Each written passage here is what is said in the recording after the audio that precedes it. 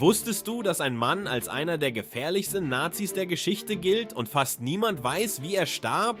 Reinhard Heydrich war der Architekt des Holocaust. Er organisierte den Massenmord an Millionen Menschen. Hitler selbst sprach von ihm als möglichem Nachfolger. Kein leichteres Ziel, kein höheres Ziel. Im Mai 1942 warteten 2 tschechische Fallschirmjäger in Prag auf ihn. Ausgebildet in Großbritannien, zurückgeschickt für eine einzige Mission. Heydrichs offenes Auto bog um die Kurve. Sie handelten. Eine Granate traf das Fahrzeug. Heydrich starb 9 Tage später an seinen Verletzungen. Die Mission war ein Erfolg. Aber dann kam die Vergeltung. Die Nazis umzingelten das Dorf Lidice. Alle Männer wurden erschossen. Die Kinder wurden vergast. Das Dorf wurde dem Erdboden gleichgemacht, als hätte es nie existiert. Insgesamt starben über 1000 unschuldige Tschechen als direkte Reaktion auf Heydrichs Tod. Die Widerstandskämpfer hatten gewonnen. Und der Preis dafür war so hoch, dass er bis heute nicht vergessen wurde.